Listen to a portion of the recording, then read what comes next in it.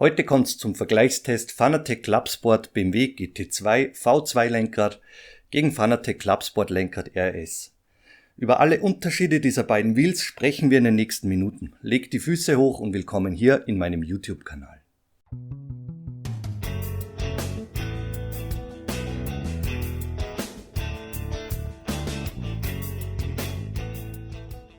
Zu Beginn wie gewohnt der Disclaimer. Fanatec hat diese Testmuster zur Verfügung gestellt. Es gibt keine Auflagen oder Vorgaben hinsichtlich dieses Reviews. Ich bin kein Teilnehmer eines Affiliate-Programms des Anbieters und ich erhalte für dieses Review kein Geld. Doch nun kann's losgehen. Kapitel Nummer 1, der Preis. Das Fanatec Clubsport Lenkrad BMW GT2 V2, so heißt dieses Ding, ist für 299,95 € über den Fanatec Webshop erhältlich und das gleiche gilt für das Fanatec Clubsport Lenkrad RS. Verglichen mit dem Vorgänger des BMW GT2 Wheels blieb der Preis unverändert. Beim Clubsport RS Lenkrad handelt es sich um den geistigen Nachfolger des Porsche 918 Wheels, welches damals knapp 400 € kostete. Das Clubsport RS wurde somit um 100 € im Preis gesenkt und bringt einige Änderungen mit sich, die wir uns später genauer ansehen werden. Kapitel Nummer 2, der Lieferumfang.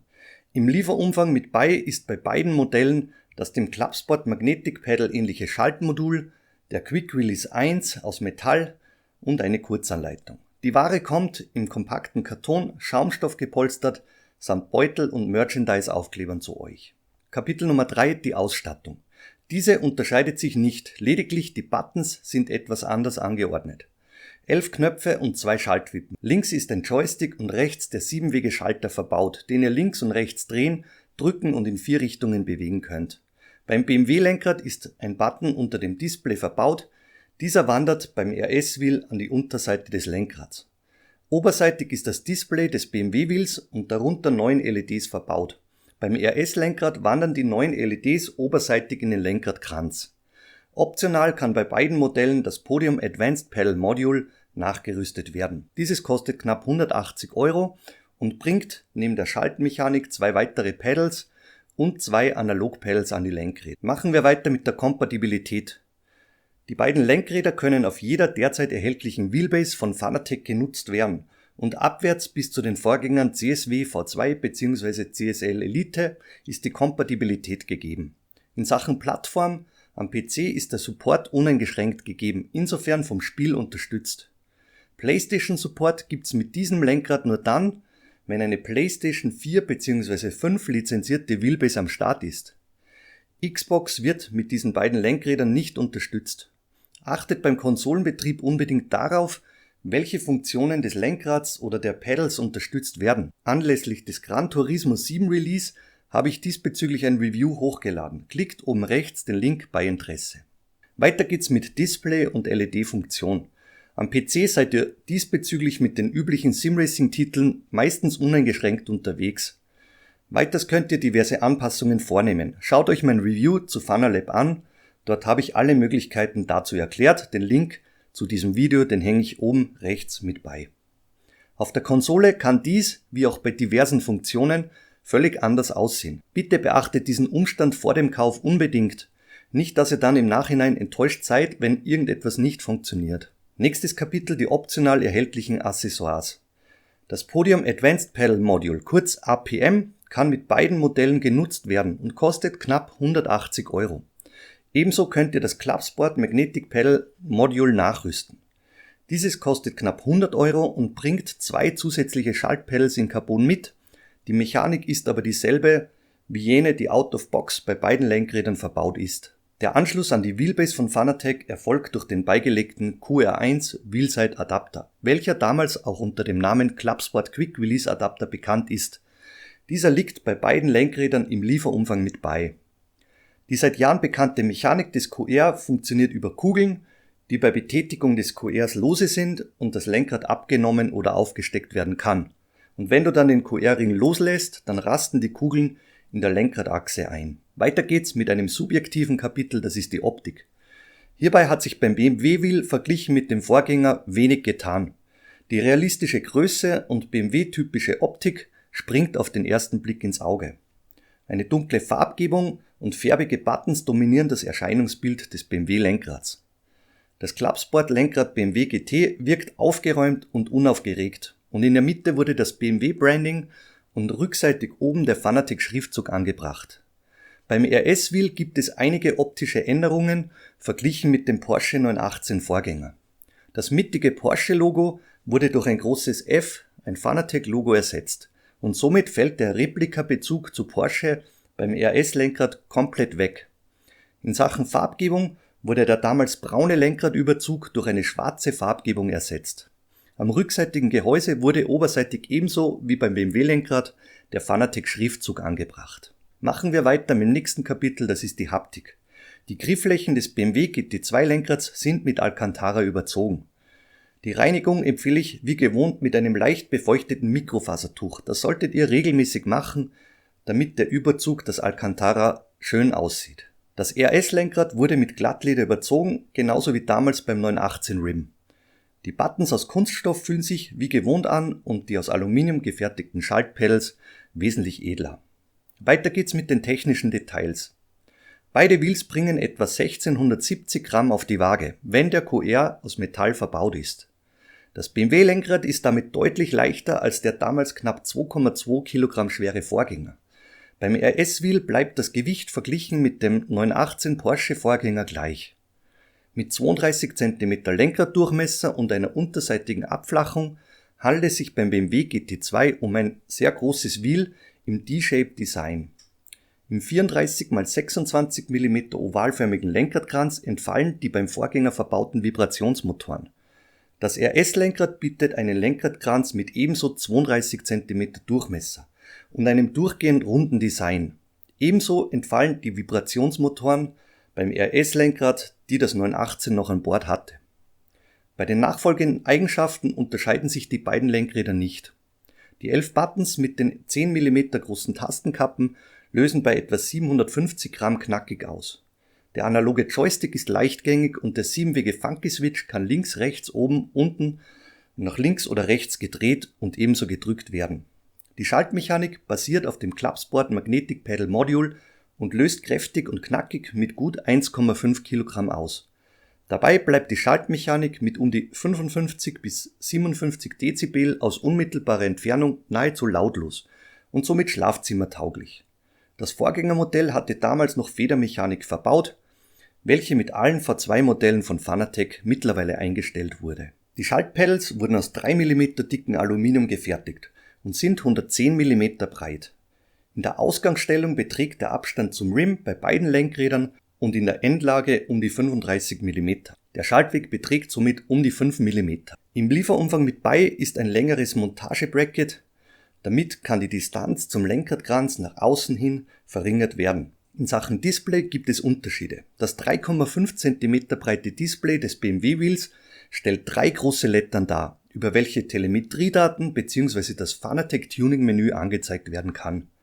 Das Fanatec Tuning Menü erreicht über den kleinen schwarzen Knopf linksseitig vom Display.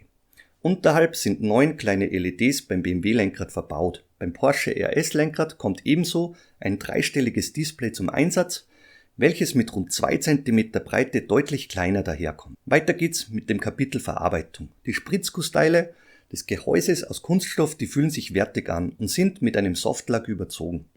Hierbei gibt es keine Unterschiede zwischen den beiden Lenkradmodellen zu bemerken.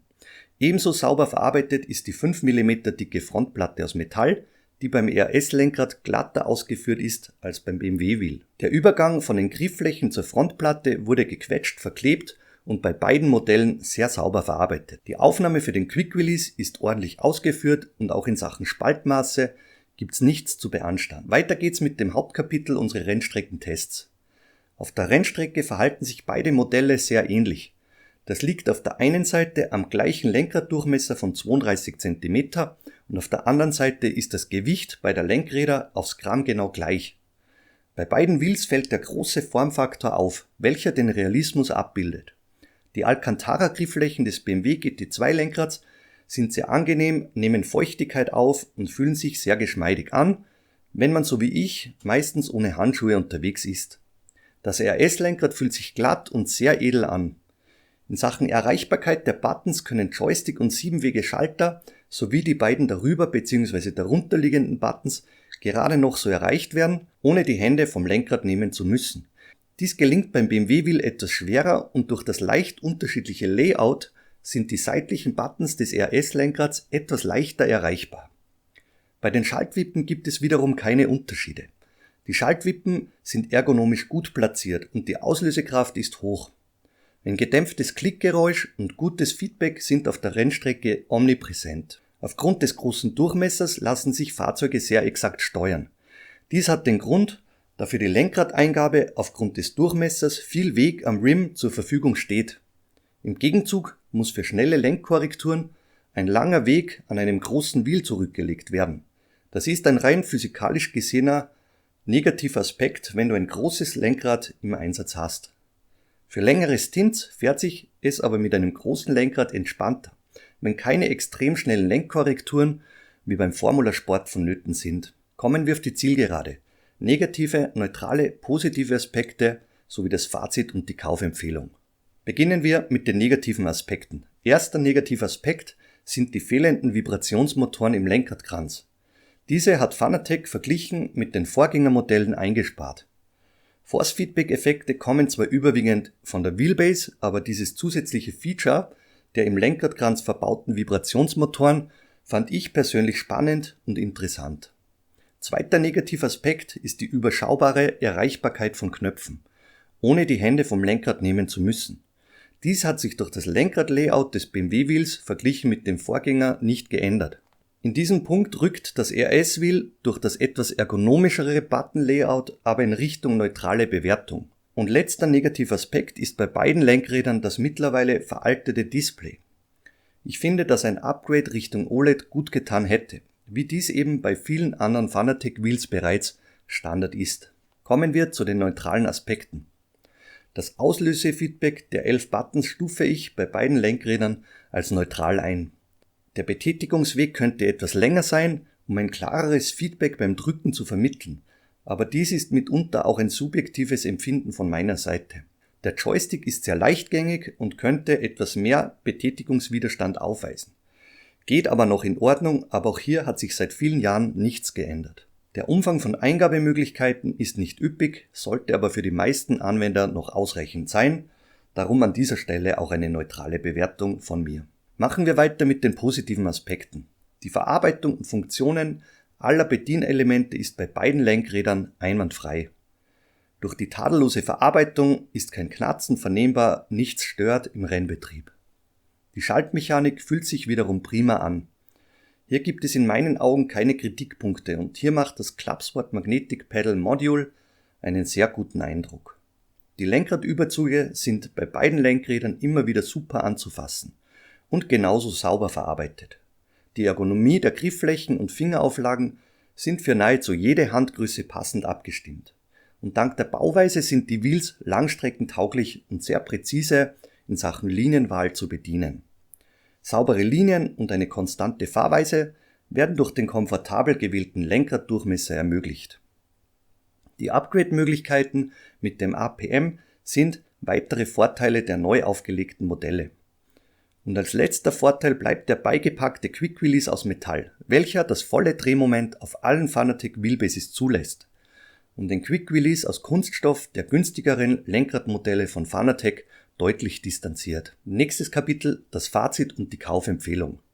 Gleicher Preis beim BMW GT2 Wheel verglichen mit dem Vorgänger. Dafür entfallene Vibrationsmotoren, aber im Gegenzug wurde die Schaltmechanik deutlich verbessert, das spürbar leichtere Gewicht und ein stabilerer Aufbau des Lenkradkranzes, optionale Erweiterungsmöglichkeiten und all dies führt in meinen Augen wiederum zu einer Kaufempfehlung für das BMW GT2 Lenkrad. Der Preis von knapp 300 € ist für ein Lenkrad dieser Qualität und Ausstattung in meinen Augen fair angesetzt. Noch klarer wird die Kaufempfehlung beim RS Lenkrad, welches all diese Vorteile mit sich bringt und lediglich auf die Vibrationsmotoren im Lenkrad und das Porsche Branding verzichten muss und preislich noch dazu um 100 € reduziert wurde. Natürlich subjektiv ist die Optik, aber ich bin froh, dass sich Fanatec beim RS-Lenkrad nun für einen schwarzen Lenkradkranz anstatt des damals eher unschönen braunen Überzugs entschieden hat. Wenn du mit GT-Fahrzeugen und Sportwagen unterwegs bist, dann kannst du mit diesen beiden Lenkradmodellen bedenkenlos zuschlagen.